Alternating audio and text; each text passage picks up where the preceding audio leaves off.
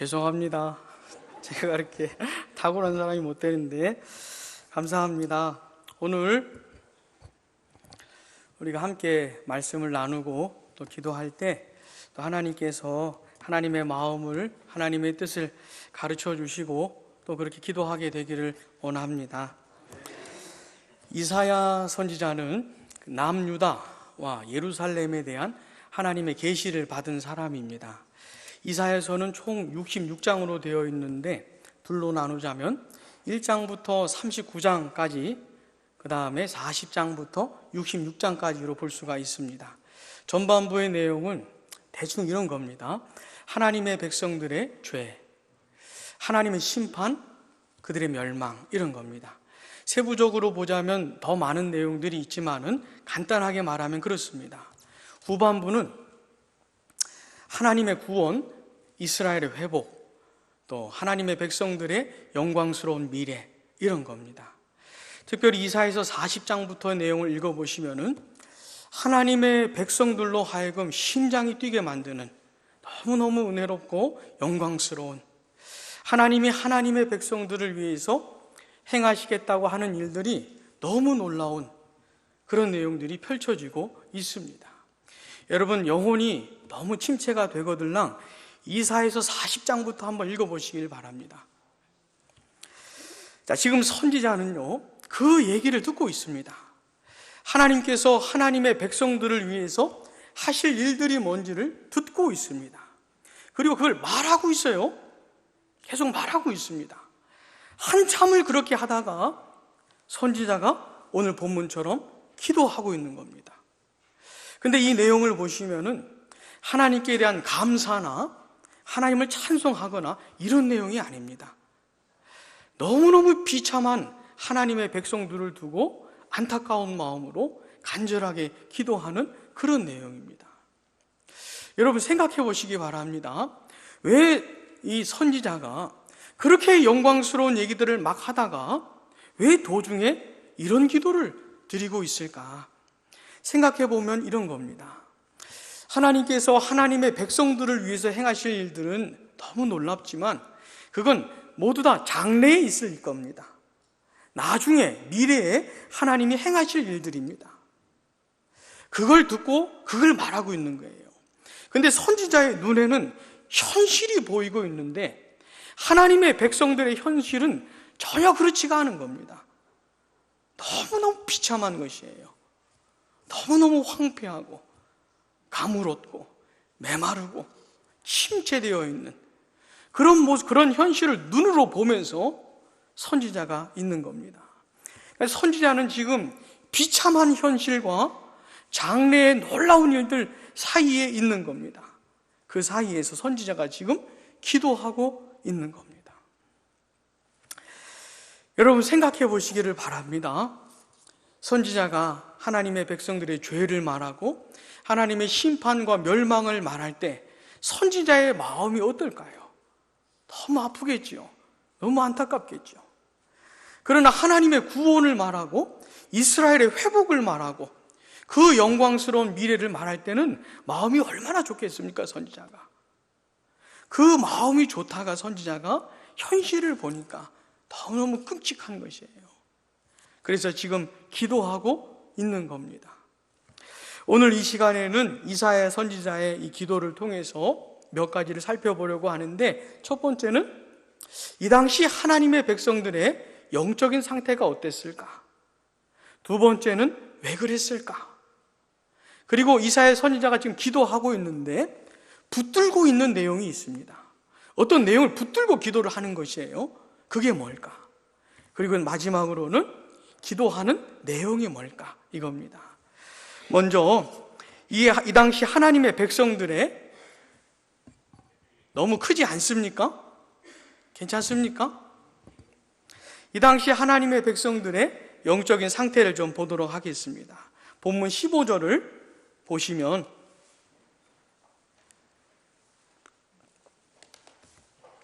주여 하늘에서 굽어 살피시며 주의 거룩하고 영화로운 처소에서 보옵소서. 같이요. 주의 열성과 주의 능하신 행동이 이제 어디 있나이까? 주께서 베푸시던 자비와 사랑이 내게 그쳤나이다. 아멘. 하나님은 이스라엘을 하나님의 백성으로 삼으실 때부터 그들에 대한 열정이 있었습니다. 하나님 백성들에 대한 열정이 있었어요. 하나님이 하나님의 백성들의 행하신 모든 것은 그 열정에서 나온 겁니다. 열심히 있었어요. 그리고 자비와 사랑으로 대하셨습니다. 전능하신 능력으로 대하셨어요. 계속 그렇게 하셨습니다. 그런데 이스라엘 백성들이 자꾸 하나님을 버린 겁니다. 하나님께 등 돌리고, 이런 열정과 사랑과 자비를 갖고 계신, 이런 능력을 갖고 계신 하나님을 업신여기고 무시하고 하나님의 마음을 짓밟아 버리고 계속 그렇게 한 겁니다. 그러다 보니까 나중에는 그쳐버린 거예요. 이 사람들이 명목상으로는 하나님의 백성들인데 하나님의 사랑과 자비를 느끼지 못하고 살고 있습니다. 하나님의 열성을 느끼질 못하고 살고 있는 거예요. 끊어진 것 같은 겁니다. 계속 이 강물이 흘러오고 있었거든요. 하나님의 사랑과 자비가 계속 흘러오고 있었거든요. 그런데 이스라엘 백성들이 너무너무 심한 겁니다. 하나님을 업신여기는 것이. 그러다 보니까 그쳐버린 거예요. 하나님의 사랑, 하나님의 자비 모르면서 살고 있는 겁니다. 그쳤다고 말을 하는 거예요. 여러분, 하나님의 백성들이 누리는 유익이 뭡니까? 하나님의 백성만이 누릴 수 있는 게 뭡니까? 하나님의 사랑과 자비, 그 열심 아닙니까? 하나님이 하나님의 백성들을 향해서 계속 부어주시는 그런 것들을 맛보면서 사는 거 아닙니까? 근데 그런 게 멈춰버린 겁니다. 본문 16절을 보시면 주는 우리 아버지시라. 그 다음 보시면 아브라함은 우리를 모르고 이스라엘은 우리를 인정하지 아니할지라도. 아멘. 아브라함과 이스라엘은 이 사람들의 조상입니다. 하나님은 아브라함과 이스라엘을 통해 가지고 그 후손을 기대하셨어요. 하나님의 백성으로 만들고 싶으셨습니다. 오로지 하나님 한 분만 섬기고 하나님의 말씀에 목숨 거는 하나님의 영광스러운 나라를 세우고 싶으셨습니다.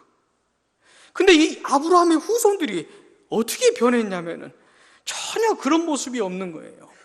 아브라함이 아브라함의 후손들을 볼 때 내 후손인가? 이게 하나님의 백성들인가? 이렇게 모르겠는 상태가 된 겁니다. 아브라함도 후손들을 못 알아보는 그런 상태가 된 것이에요. 전혀 하나님 백성 같지가 않은 겁니다. 전혀. 본문 17절을 다시 보시면 여호와여 어찌하여 우리로 주의 길에서 떠나게 하시며 우리의 마음을 완고하게 하사 주를 경외하지 않게 하시나이까. 여러분, 하나님께서 언제 이스라엘 백성들로 하여금 하나님의 길에서 떠나게 언제 그러셨습니까? 하나님이 언제 이스라엘 백성들 마음을 완악하게 하셨습니까? 안 그랬습니다. 계속 사랑을 베푸셨어요. 이 사람들이 하나님을 버리고 떠나면 제발 돌아와라. 계속 선지자들을 보내시면서 그리 살면 안 된다. 내 백성은 그러면 안 돼. 돌아와라. 계속 말씀을 하셨어요.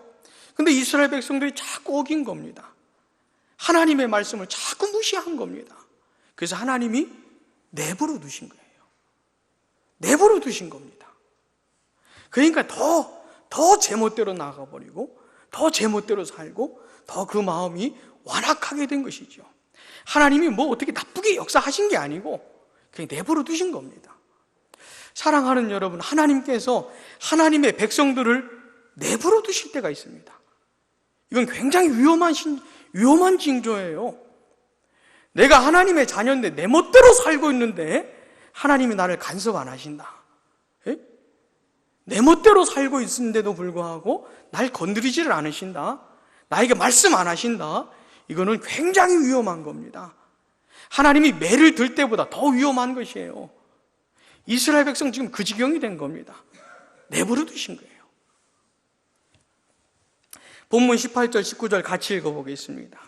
주의 거룩한 백성이 땅을 차지한 지 오래지 아니하여서 우리의 원수가 주의 성소를 위련하였사오니 우리는 주의 다스림을 받지 못하는 자 같으며 주의 이름으로 일컬음을 받지 못하는 자 같이 되었나이다. 아멘. 하나님이 가나안 땅을 이스라엘 백성들에게 주셨죠? 왜 주셨습니까? 그 땅을 하나님의 나라로 만들라고, 그 음란하고 폐역한 땅을 하나님 나라로 만들라고 주신 겁니다. 하나님만 섬기라고, 하나님 나라의 문화를 만들라고 주신 거예요. 근데 이스라엘 백성들이 어떻게 했습니까? 가나안 민족보다 더 타락했습니다. 가나안 민족도 안 하는 짓거리들을 했습니다. 이스라엘 백성들이 더 타락했어요. 더 폐역했습니다. 그래서 얼마 가지 않아서 그 땅이 이방인들에게, 원수들에게 짓밟히게 된 겁니다. 이방인들이 그 땅을 짓밟으면서 무슨 생각을 했겠습니까? 별거 아니구나. 하나님 별거 아니구나. 이 사람들이 섬기는 하나님이라는 게 그저 그런 거구나. 이러면서 하나님을 무시한 겁니다. 하나님의 이름이 그들에게 걸려 있었거든요. 하나님의 이름으로 일컬음을 받았었거든요.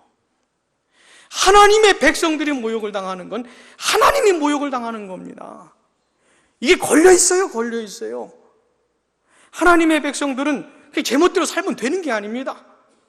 하나님의 영광이 걸려 있는 사람들이기 때문에 이 사람들이 욕을 먹으면 하나님이 욕을 먹는 것이에요.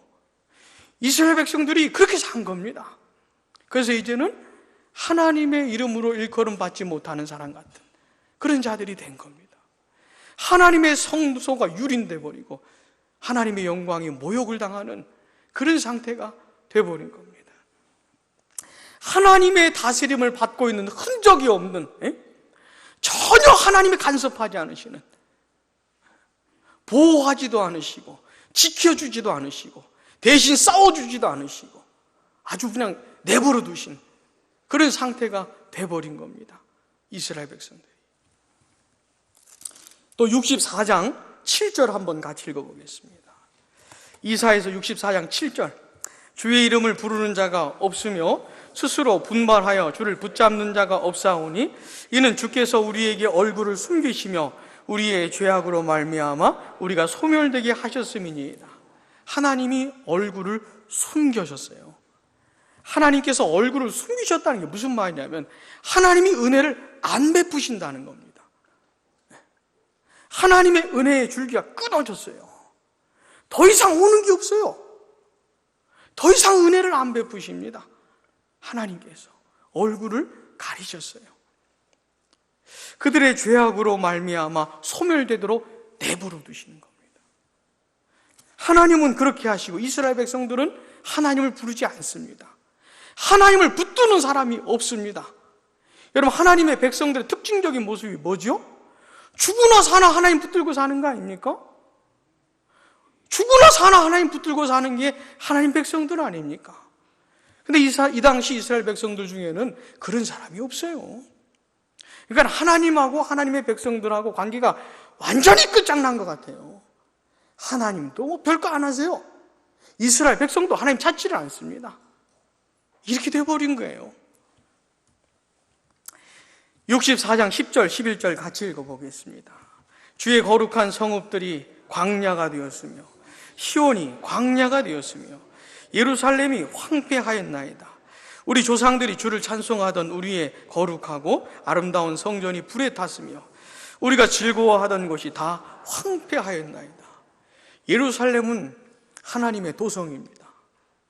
만 백성이 알도록 세운 도시가 예루살렘이에요. 하나님을 예배하고 하나님을 경배하는 사람들로 가득가득해가지고 하나님을 찬송하고 서로 사랑하고 그래서 하늘의 평강과 기쁨이 충만한 곳이 그 희락의 도시가 예루살렘이었어요. 희락의 도시가 하늘에서 내려오는 평강과 희락과 기쁨으로 충만한 곳이 예루살렘이었고 그래서 그 기쁨과 평강을 보면서 만 백성이 하나님께로 돌아오도록 그게 예루살렘이고 예루살렘 성전이었습니다. 근데 어떻게 됐습니까? 성전도 불타버리고 찬송 소리가 안 들립니다. 노래 소리가 안 들려요. 기쁨이 없어요. 평강이 없어요. 메마른 광야처럼 변해버렸습니다. 하나님을 예배하는 무리도 없고 찬송하는 무리도 없고, 이게 과연 하나님의 도성인지 아닌지 모르겠는 너무너무 비참하고 황폐하고 메마른 땅이 돼버렸습니다. 들짐승들이나 사는 그런 곳이 돼버렸어요. 사랑하는 여러분, 지금 이사야 선지자가 보고 있는 현실이 이겁니다. 그러니까 하나님의 영광스러운 미래 사역을 쭉 말을 하다가 하나님이 막 이렇게 행하시고 저렇게 행하시고 이런 얘기를 막 하다가 이 현실을 보니까, 이런 현실을 보니까 이사야 선지자가 기도를 안 할 수가 없는 거예요. 여러분, 지금 이 당시 하나님의 백성들의 상태가 어떻습니까? 하나님의 백성 같지가 않은 겁니다. 전혀 하나님 백성 같지가 않은 거예요. 하나님으로부터 내려오는 은혜가 없습니다. 자비와 사랑이 끝쳤어요.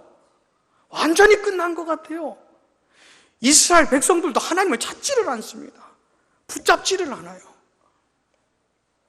그런 현실을 선지자가 보고 있으면서 기도하고 있는 겁니다. 그러면 하나님의 백성들이 어쩌다가 이렇게 됐을까요? 어쩌다가 이런 상태가 됐을까요? 하나님 백성들이. 64장 5절 6절을 보시면, 주께서 기쁘게 공의를 행하는 자와 주의 길에서 주를 기억하는 자를 선대하시거늘 같이요, 우리가 범죄함으로 주께서 진노하셨사오며 이 현상이 이미 오래되었사오니 우리가 어찌 구원을 얻을 수 있으리까? 무릇 우리는 다 부정한 자 같아서 우리의 은은 다 더러운 옷 같으며 우리는 다 잎사귀같이 시들므로 우리의 죄악이 바람같이 우리를 몰아가나이다. 도대체 뭐가 하나님의 백성들을 이 지경으로 만들었습니까? 그들의 죄였습니다. 죄. 하나님의 백성들의 죄, 밥 먹듯이 지었던 죄, 하나님을 버리고 하나님 말씀을 우습게 여기고 온갖 우상 숭배에 빠져가지고 정신 못 차리고 그렇게 지었던 죄, 오래 묵은 죄, 그거였습니다. 온통 부정하고 더럽고 불결하고 그렇게 사는 인간들밖에 없었던 것이에요. 하나님의 백성들이 거룩하고 정결하고 깨끗한 옷을 입고 살아야 되는데, 하나님 백성답게 좀 살아야 되는데 그렇게 살지를 못하고 계속 범죄하고 이런 현상이 오래됐다는 겁니다. 그래서 하나님께서 진노하시고 하나님의 백성들은 이런 상태가 됐다는 겁니다.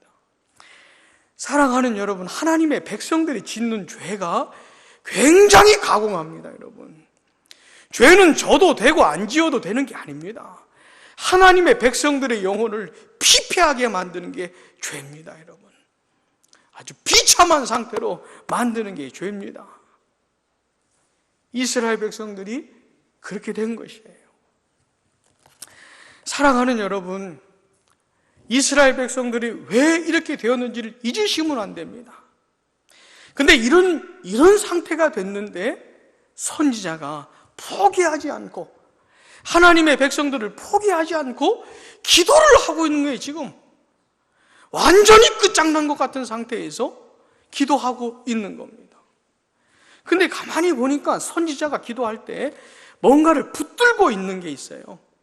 더 이상 소망이 없어 보이는데 선지자가 뭔가를 붙들고 기도하고 있는 겁니다. 그게 뭐냐면 하나님과의 언약 관계입니다. 그래도 그렇게 이스라엘이 죄를 많이 지어가지고 이렇게 비참한 상태가 되었지만 그래도 우리는 하나님의 백성 아닙니까? 이겁니다. 그래도 하나님은 우리의 하나님 아닙니까? 우리를 지으시고 우리를 구원하신 우리 아버지 아닙니까? 이 하나님과의 관계를 붙들고 기도하고 있는 겁니다. 63장 16절을 보시면 주는 우리 아버지시라. 이거예요, 이겁니다. 이건 죄가 너무 많아가지고, 이건 현실이 너무 비참해가지고 기도와 욕구가 생기지 않는 그런 상태임에도 불구하고 주는 우리 아버지시라, 이겁니다. 그래도 선지자가 기도할 수 있었던 그게 뭐냐면 이겁니다. 그래도 여전히 하나님이 우리 아버지 아닙니까? 이겁니다. 16절 중간쯤 보시면 여호와여 같이요 주는 우리의 아버지시라 옛날부터 주의 이름을 우리의 구속자라 하셨거늘. 아멘. 24장 8절도 보시면 같이 읽어보겠습니다. 그러나 여호와여 이제 주는 우리 아버지시니이다. 우리는 지늘기요 주는 토기장이시니 우리는 다 주의 손으로 지으신 것이니이다. 9절 마지막에도 보시면 우리는 다 주의 백성이니이다. 아멘. 하나님의 백성들이 아무리 비참해진다 할지라도 그래도 기도할 수 있는 그 건덕지가 있는데, 근거가 있는데 바로 이겁니다. 그래도 우리가 하나님의 백성 아닙니까? 그래도 하나님이 우리를 지으시고 우리를 구원하신 우리 아버지 아닙니까? 우리 구원자 아닙니까? 이겁니다.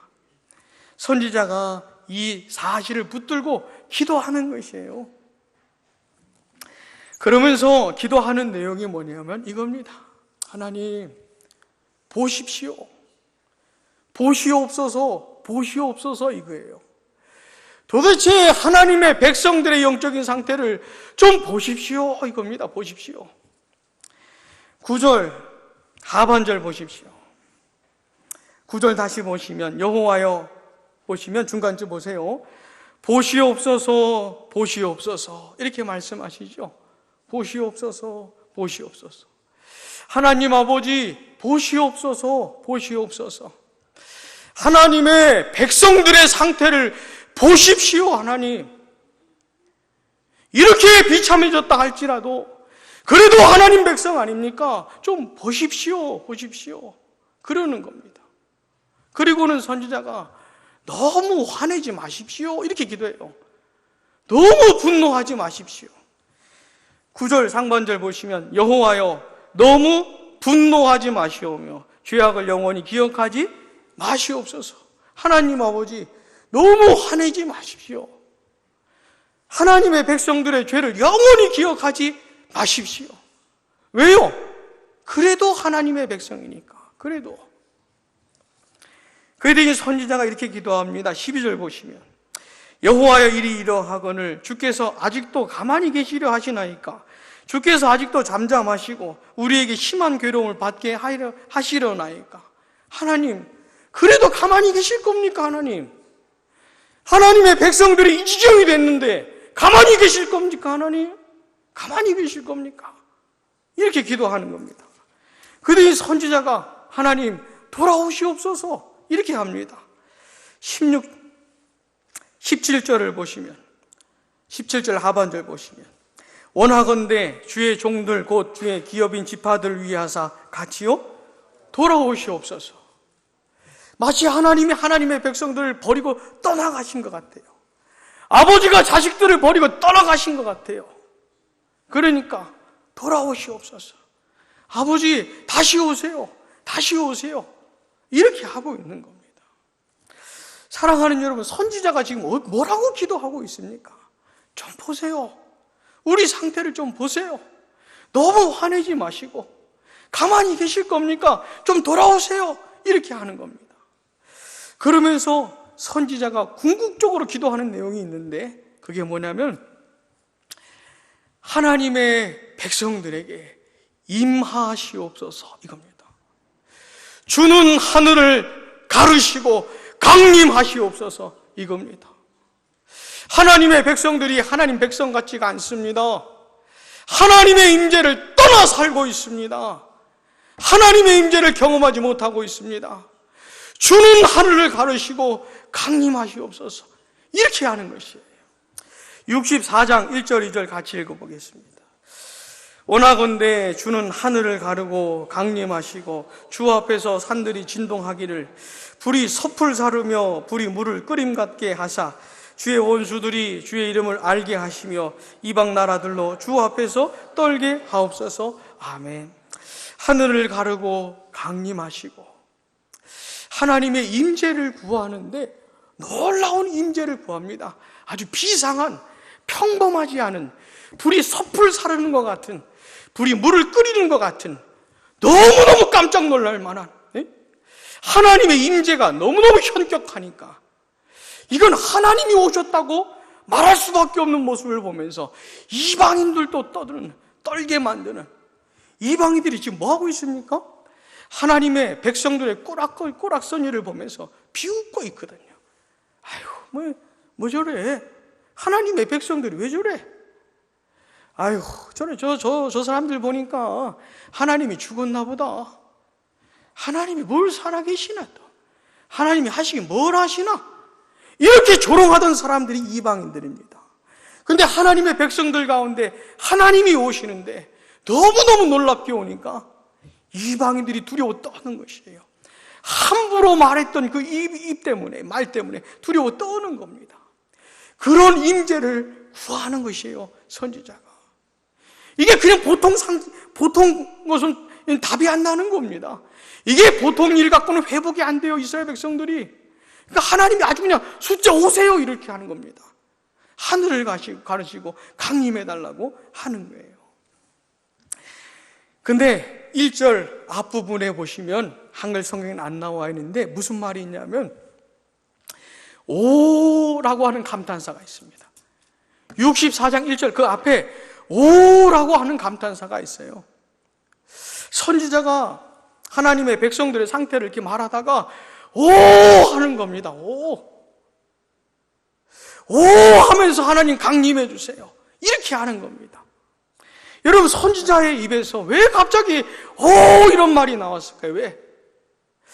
하나님의 백성들의 너무너무 끔찍한 상황을 보면서, 비참한 현실을 보면서, 그러나 여전히 이 사람들이 아버지가 되시는 그 하나님이 계시기 때문에, 아무리 비참하지만 하나님은 회복하실 수 있기 때문에 이런 복합적인 상황 속에서 복합적인 마음으로 선지자가 오 그러는 겁니다.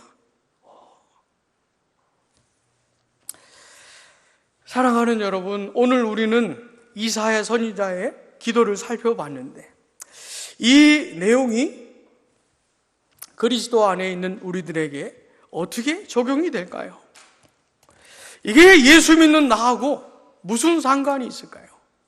이게 주님의 몸된 교회하고 무슨 관계가 있을까요? 사랑하는 여러분, 내 죄로 말미암아, 교회의 죄로 말미암아 하나님의 백성들이 이 지경이 될 수가 있습니다. 하나님의 백성이 아닌 게 아닙니다. 하나님의 자녀가 맞아요. 하나님의 백성도 맞고 교회도 맞습니다. 그런데 하나님의 임재가 없어요. 하나님의 은혜가 끊어졌습니다. 사람들의 마음에 은혜가 없어요. 하나님을 찾지를 않아요. 정말로 하나님을 찾지를 않아요. 하나님도 그다지 별일 안 하세요. 이게 하나님의 다스림을 받는 흔적이 없어요. 하나님이 함께 하시는 증거가 없어요. 세상이 조롱을 해요, 교회를. 이 지경이 될 수가 있는 겁니다. 이 지경이. 만약에 그렇게 된다 할지라도 우리가 기도할 수 있는 근거가 뭡니까? 그래도 그리스도 안에서 하나님이 우리 아버지라는 거예요. 내 영혼이 아무리 비참해진다 할지라도 내가 가장 밑바닥에서 기도할 수 있는 근거가 뭡니까? 그래도 내가 하나님의 자녀라는 겁니다. 그래도 하나님은 내 아버지라는 겁니다. 그러니까 그 하나님 아버지께 매달릴 수가 있는 것이죠. 다시 하나님의 간곡한 자비와 사랑을 나에게 흘려보내 주세요. 다시 나에게 열정을 품어주시고 전능하신 행동을 보여주세요, 하나님. 다시 나를 살려주시고 은혜를 베풀어 주세요. 이렇게 기도할 수가 있는 겁니다. 특별히 하나님의 임재를 구해야 하는 겁니다. 여러분, 오늘같이 우리 금요 기도회 하고 있는데 맨날 하는 거 아닙니까? 그죠?